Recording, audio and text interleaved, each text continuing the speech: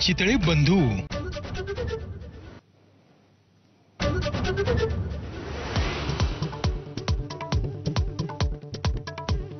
राजीनाम्याची टांगती तलवार असलेल्या माणिकराव कोकाटेंचं नंदुरबारमध्ये शनिदेवाला साकडं। विरोधकांची टीका, तर मंगळवारी राजीनामा घेतला जाण्याची दाट शक्यता।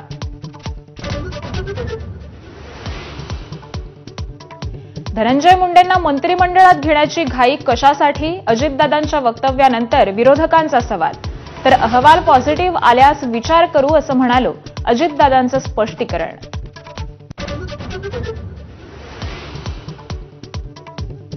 लाडकी बहीण योजनेवर 14,298 पुरुषांनी डल्ला मारल्याची धक्कादायक माहिती समोर।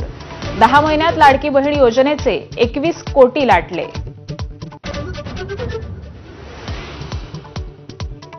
यूपीआय व्यवहारासाठी भविष्यात पैसे मोजावे लागणार। रिझर्व्ह बँकेचे गव्हर्नर संजय मल्होत्रांचं वक्तव्य।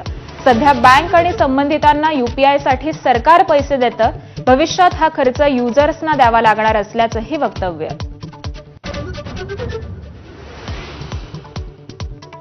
आज उपनगरी रेल्वेवर मेगा ब्लॉक। मध्य रेल्वेच्या ठाणे कल्याण आणि हार्बरच्या पनवेल वाशी मार्गावर रेल्वे सेवा विस्कळीत।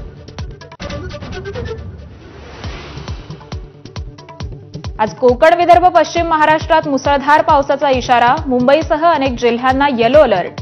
कोयना जायकवाडीतून पाण्याचा विसर्ग सुरू।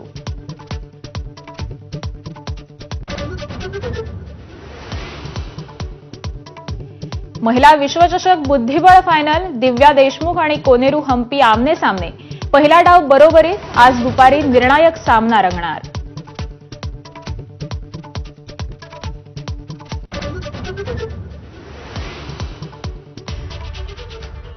नमस्कार महाराष्ट्र। ब्रेक नंतर आपणा सर्वांचं स्वागत आणि